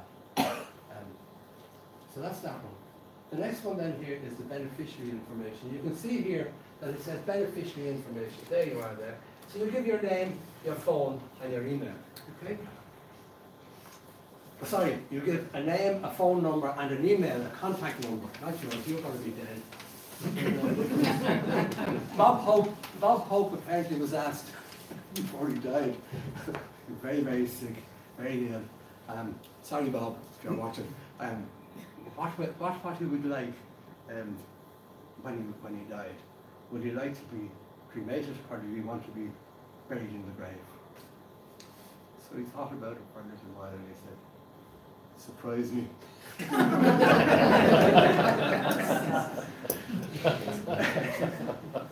So look, we're getting three entries here: a name, a phone number, and an email address. So you're dead. This is the beneficiary. Okay? Now, beneficiary information, as you know, is a legal document. This is what it says. The beneficiary information is where you can enter and update the information of your kid's beneficiary. The beneficiary is the person who will be granted control of your DNA, your account, your DNA test result, and your stored data, simply sample in the event of your death. Right? So, this is the people you want to inherit. And you see people writing up, who have you left your DNA to? Have you willed it to your wife? Have you willed it to your eldest son, your grandson? Who have you? Leave it somewhere. But my worry is that the administrator seems to have the rights to go in and change that. Now, that doesn't make sense to me. I'm a bit uncomfortable with that, but if you're watching, maybe you'll tell me if I'm not. I'm sure I have hundreds and hundreds and hundreds of emails. The Big Y test, you were talking about the Big Y test, okay? This is what it says about the Big Y test. Is intended for expert users with an interest in advancing science. So these are scientists advancing science using, that's what it's for. It may also be of great interest to genealogy researchers for a specific village. But let's go below that. However, it is not a test for matching you to one or more men with the same surname in the same way that our other Y strings, such as that, 67 or 111 do. So they clearly distinguish between big Y500s. I was called big Y500 is for scientific purposes. The Y111 is for matching names. So Y111 is much more associated and much more relevant, I seem to think, for this finding these recent common ancestors. Right, so that's using it. People are using it. If people are using it for other things, then maybe they shouldn't. So here we go, for discovery and disclosure. Which is more important to the paying person? Okay? Well, this is my own situation. Okay, so what will you discover? You get confirmation of common ancestors with the people, right? You get recent common ancestors. And if a family tree is known, then you might fit into that. And then recent common origins, places may come into being, right? The greater good is down the bottom. So you might get something like this, a line that is well and truly researched, okay? And you know that your line goes back and has the same common ancestor. So you both know who the common ancestor is, right? On your paper trail. Okay? So you've done all your paper research and you can see it. You do a DNA test of these two people and it's spot on. So that has confirmed the paper trail. Yes? Or more or less, I could say. Yes? Pretty much confirmed that. So it's a good value there. Okay? Over here, this is actually my own situation. I don't know whether we've got the same people, but there are three of us. I matched two. Okay, we have a common ancestor back here at 1600. I don't know, I just put 4, 5, and 5. 4, 4, and 5, right? But this person knows back so far. This person knows back so far. And this person knows back so far. But we don't know what's in between. Okay? I said to you earlier on, that was more than enough for me. Because I know now where those three people are living, and I can try and find some kind of commonality between all three of us, and it's good for me. Places, we've had many successes in all of this. Well, the study has had many successes in all of this. It has shown us where different clusters have formed. So we know there's a big cluster here in Laois. We know there's a big cluster somewhere here. We know there's a big cluster over here and there. We know there's big clusters up here in Fermanagh and in Cavan and those kind of places, right? So the DNA study will get us those things. At the lower levels, it gives us a general cluster. I would say to you that if somebody is matching at 12 or what's the next one, 25, isn't it? If you're matching at that, I think it's very far back. Yes? If you're matching at 111 markers, it's very close up. Okay? And that's what I think we should do. And the last of those, I've been going through all of them. I don't know if you realise that or not. Discovery and disclosure was the second last one. The last one was the time scale. Okay?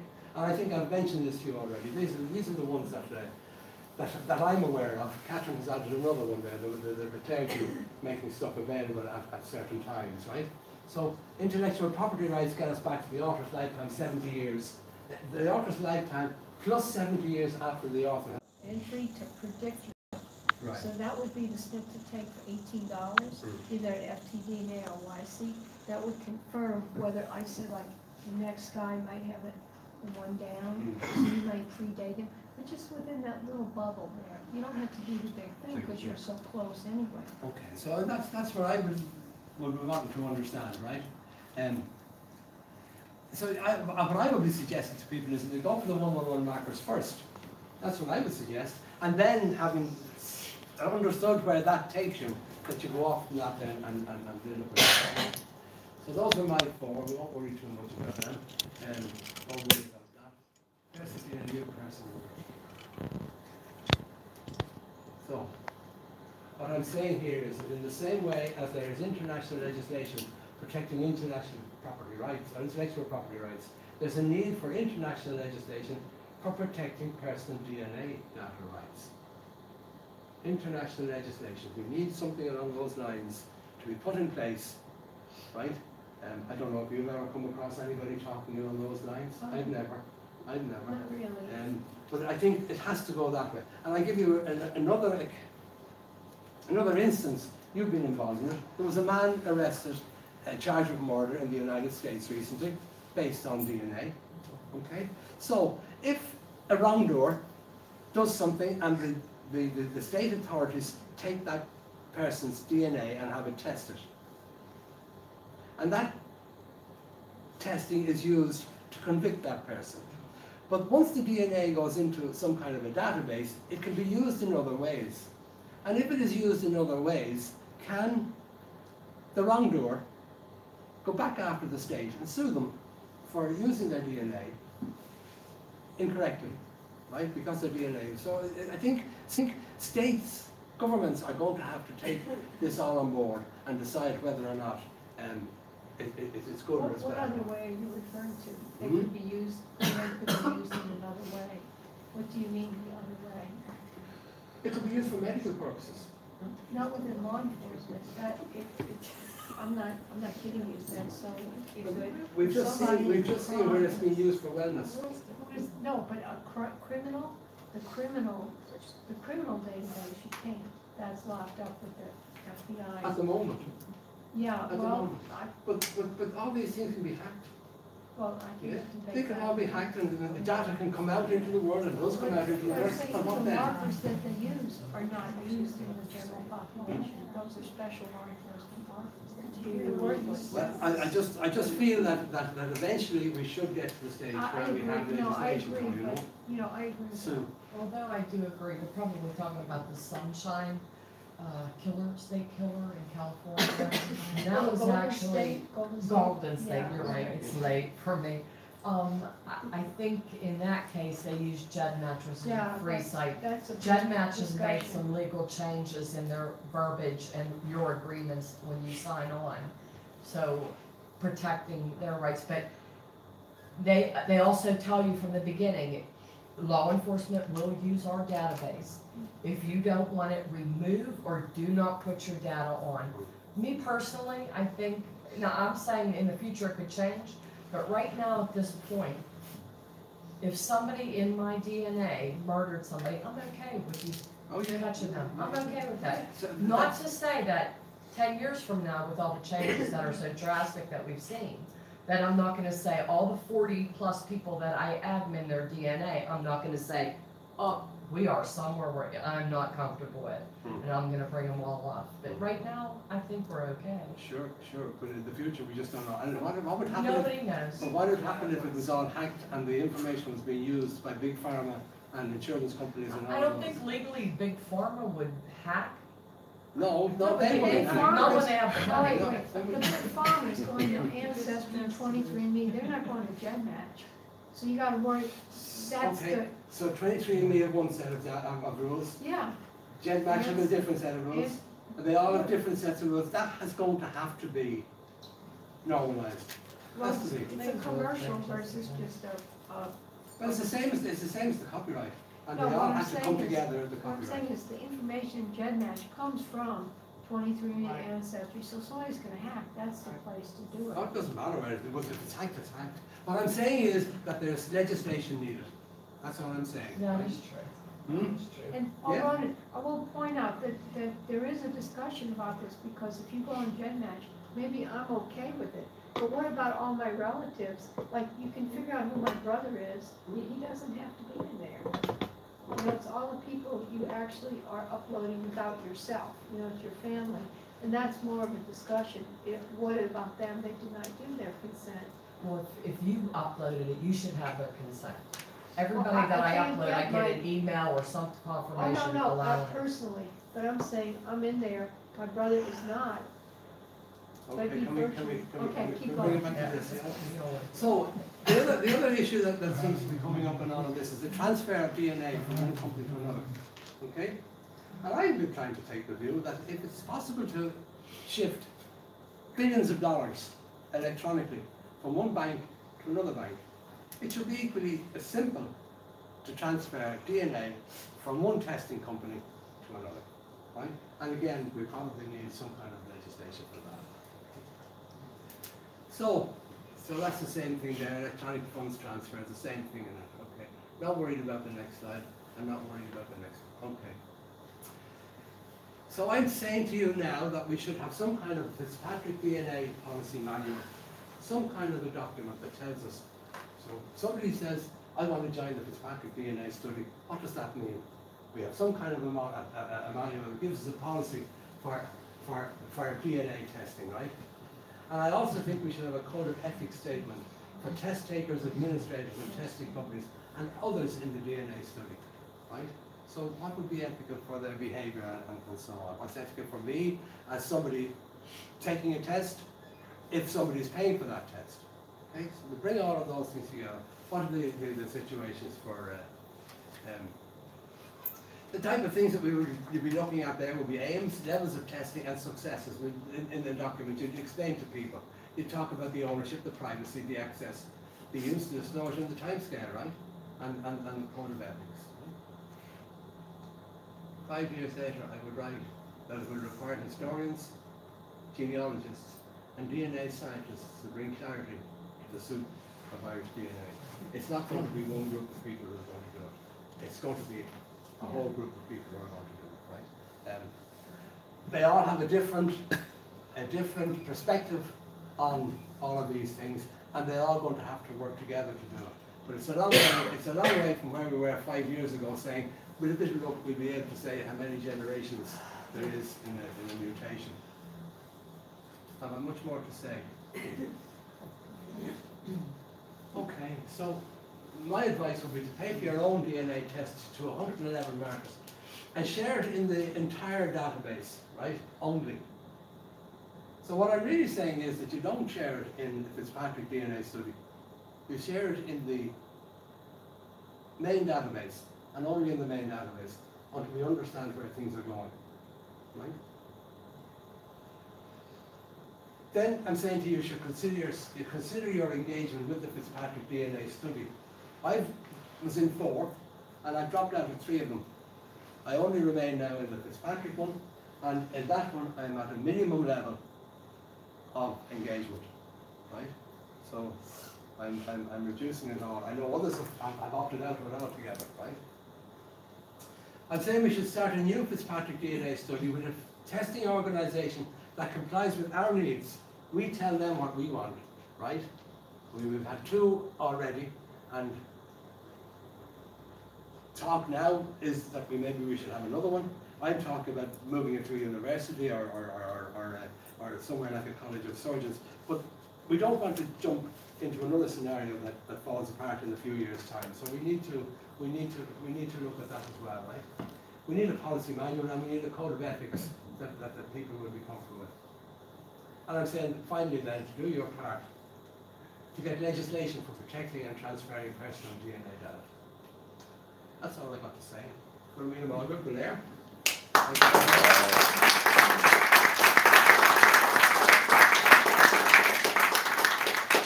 So don't ask too many hard questions. Were there many phone-in conversations at all? Were there many people ring in to complain, or no? I do have one question. So this idea of a clan study, this is something that we've watched evolve over the course of our DNA study, where we had at least a collective understanding that our clan society, the Fitzpatrick MacAuliffe Clan Society, had initiated and had autonomy, or at least had some direction over the study. But as the course of events has led down to where we are now, we have lost autonomy over our study. Lots of people have joined or have become part of the study external to us. They haven't actually joined us, they've just tested with FT and DNA, and they're now in our group. And there's a bit of overlap, and it's a bit messy. So whichever direction we decide to go, I think it's very important to try to keep ourselves together, with the understanding that individuals may opt out at any time, individuals retain their rights, but that I'd like to move together as a herd, as a community, and I'd like to keep autonomy over study, this way we don't have the situation where we have administrators taken off, or that, you know, somehow we're not in control of our own group. I'd like, whatever conversation is initiated, I'd like that to be sort of at the forefront, that we can operate together with unity. Well, I think I agree with what you're saying. What I'm saying is that not only should we be doing that, but we should have some kind of a policy document that clearly sets out for us what it is we're doing. It's very right? So that we know, and anybody can refer to that and say, well, you're doing it wrong, or you're doing it right, and that's what we agreed we do, or it just puts it all into the proper context. I'm all for that. Yeah. Can I just interrupt there? I've had a look at policy documents for several organisations that I'm sort of data controller for, and I feel that as a group, a policy document would be very difficult to create, because the actual policy would depend on what your tester's policy was. It's not informed consent anymore that I thought it was. There's a lot of fake news about that. Okay, so they're dictating them. It's transparency. This is what the ICO, I had a long conversation with them yesterday. The Information Commission's officer, I went along the wrong road with one of my organisations, but they did say the only thing they're looking for is transparency. Right. So if you have a policy document, if you refer people to the policy document, you automatically agree with everything in that document, unless you... Okay, well... It's very difficult. But even as we stand at the moment, we've nothing. Absolutely nothing. I may think that's the best way to be. Let other people take on the responsibility, because you don't want to be taking on responsibility for other people. That seems very odd to me. Yeah, I agree. Very odd to me. I think even the lady I was talking to found the whole thing very odd. But even if there was a discussion around that, and it was brought to some kind of a conclusion, but at the end of the day, I think there has to be legislation. I agree. Yes. So I think we have to be working towards that. The transfer of data, ownership, all of those things I think still have to come into it, right? But we can't take responsibility for that if the people who are holding the data have a different privacy policy. We can't make a privacy policy about people. I think at least we need to have that sorted out so that we know where we're going, right? But the way it is at the moment, it's very difficult. It's confusing. Yes. It's very confusing at the moment. I don't think it's a good plan to be in the state we're in. No, I agree. That's my view. Yeah, totally. Dan? Well, I wrote through FTD&A here not too far back. And I got a response saying that the Fitzpatrick, the goal, I can't pronounce all. FMGP has no rights, never was involved, and they have no business sticking their nose into what's going on with that study. That can't be right. That's what they told me, and I can provide. That's what they say, but. I don't think that can be No, right. they're all controlling, they're all over this. I'm sorry, I can't hear you. They're all over this. I don't believe that they're hands-off in this case. I think they were behind everything. Well, that's what they told me. Yeah, I don't. What was I going to say? Sorry, you I just have a kind of simple question on the face of it. Sounds. Is there any difference from giving your DNA to someone to test it versus giving your blood sample to your doctor to test it? I know the doctors have that. HIPAA. Yeah, the agreement. Right. Yeah, that they will. At least in the States, I don't know Yeah, what in the you have States. here. Yes, HIPAA, yes. it's no, that's a Hippocratic oath. HIPAA is an acronym for the Privacy Act, yeah. But is every country the same though, you know? The Health Insurance Portability Act. Yeah. But even if there was something like that, relating to people's use of DNA for genealogy, right? So it's very much confining the parameters of what it's going to be used for. It's DNA for genealogy, and they could say that is for back 500 years and leave it at that, right? But being wide open is a no merit to anybody, in my opinion. Well, I agree with you, you need that privacy statement and that stuff. I was just wondering what the difference would be, because when you go to a doctor, you don't really have a privacy statement or anything in writing with him. That I know of, I mean. Yeah, there's several conditions which you can, a person can use your data, informed consent. There's a whole bunch of them, and one of them will be for your personal benefit. And that's what they're probably doing it under. Yeah. It's very confusing. I mean, oh yeah. I'm just trying to think of blood tests that I get done. They measure specific things. Yes. And it is understood that they will only be measuring those specific things. Right. So I think there's an understanding, there is an agreement that they're going to test for cholesterol. They're going to test for whatever else, fats or whatever else they're going to test for, right? Right. There is an agreement there. yeah. Have you that could be also seen the hacked. test results? Yes, I have. But I haven't done. The Minister for War carried my test. The Minister for results. War looks after that. And they are for everything. So I'm which- going for two specific things for a test. Yeah. When I get my result, or the doctor gets the results back, which I get a copy of because I travel so much, they feed into a computer Right. and an analyzer, and it automatically does the whole lot, plus what you want. Yeah, but it's doing what I want to do. As well. Yeah, so it has been clearly defined, you know, that it's testing for certain things. So DNA for genealogy, it's clearly defined that there are parameters to it. That's what I'm saying to you. What I'm trying to say is that if we as a group have a policy statement that conflicts with the policy statement the people we are employing to use, we are taking responsibility for that error. Okay. It's All right. Okay. a nasty. But that's disaster. No, just leave it there. Oh, it seems to me that any organization that decided to take on our project would then have to agree to abide by whatever standards we set, right? Mhm. If they were stricter, if our standards were stricter than theirs, then they would have to agree. And wouldn't that just be part of the agreement before you started? Hopefully, but That, you know, but I not that it would don't- conflict, but that they would He have to doesn't- he say, we doesn't will think that abide much. by your standards. Well, from my experiences in organisations where I've had problems with their policy statements, I've had to withdraw because they're not willing to change. yeah. Right. And I'm sure that if you went to XY company and said, we want you to run a genealogy project Testing, for us, they'll say, well, there's our policy statement. Do you agree with it? No. Find If you somebody would say, else. will you take us on, and if Exactly. you will take us on, we would want you to agree with this policy statement. They wouldn't do it.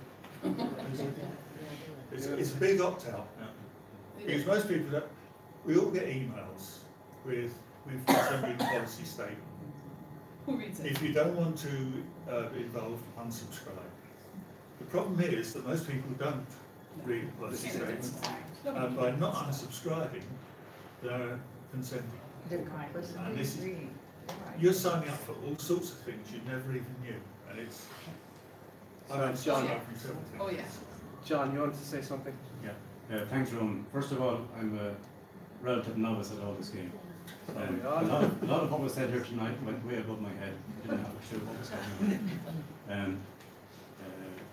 But first of all, on your, I agree with your suggestions and with Ryan's suggestions.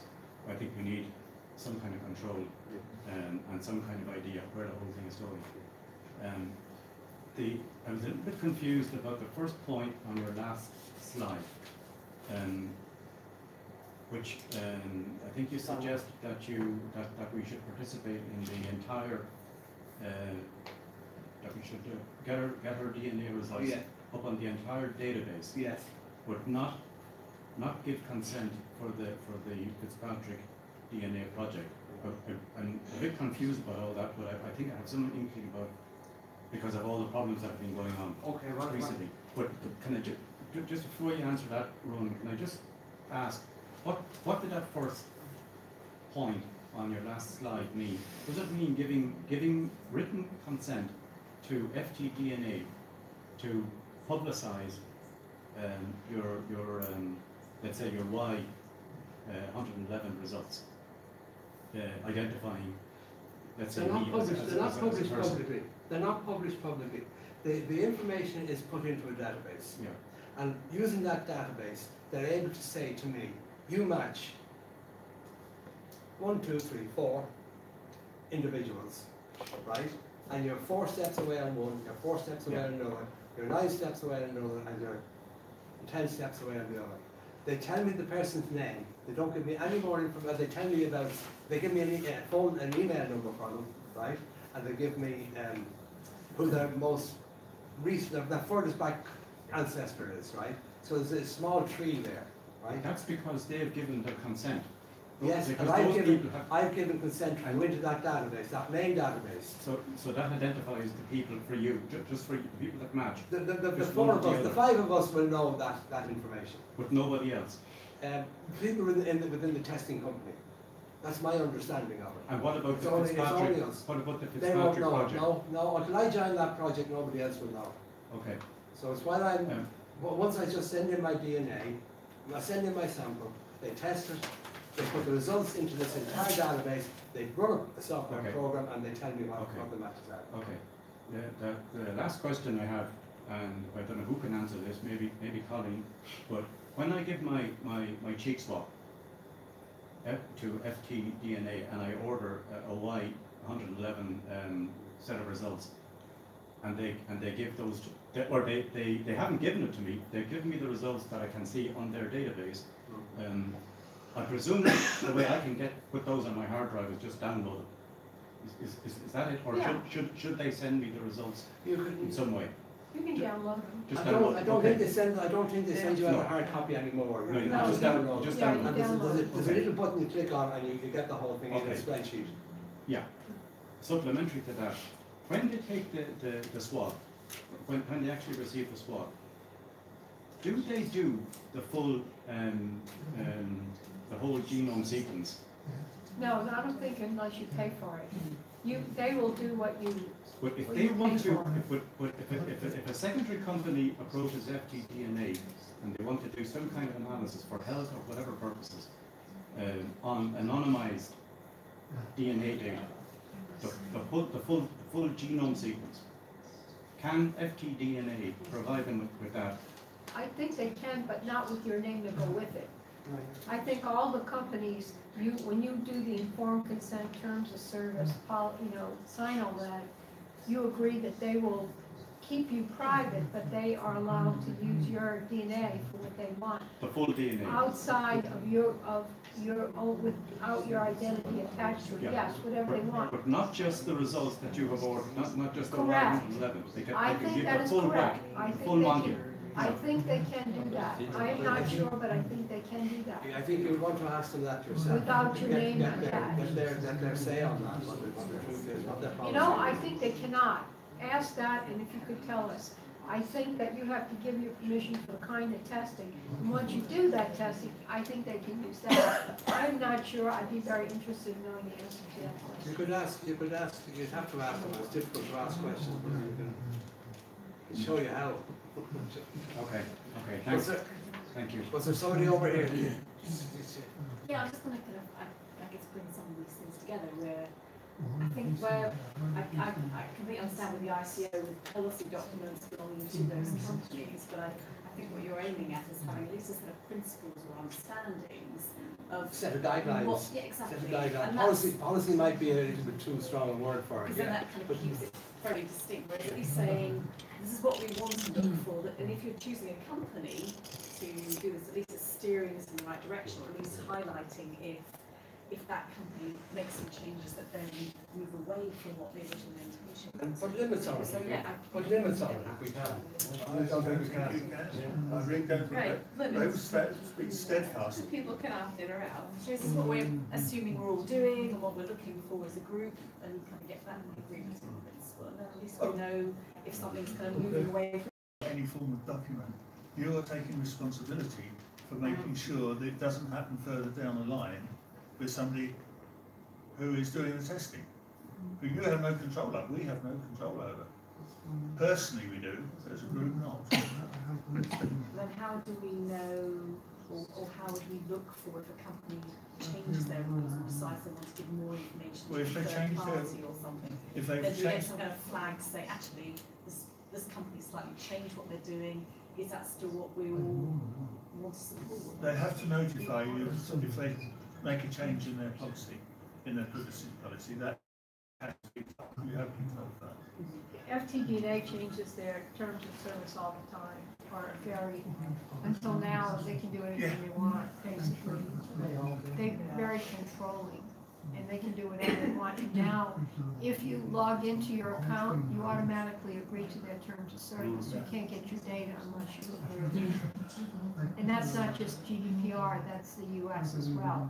I'm not sure, I think that was, my personal opinion, that was using GDPR as an excuse to get more control. That is my opinion. Yeah, I think so too. Okay, if there's no more questions, we can wind up here, and we will resume tomorrow. Yes, 10 o'clock? No, that's Sunday. 9:30.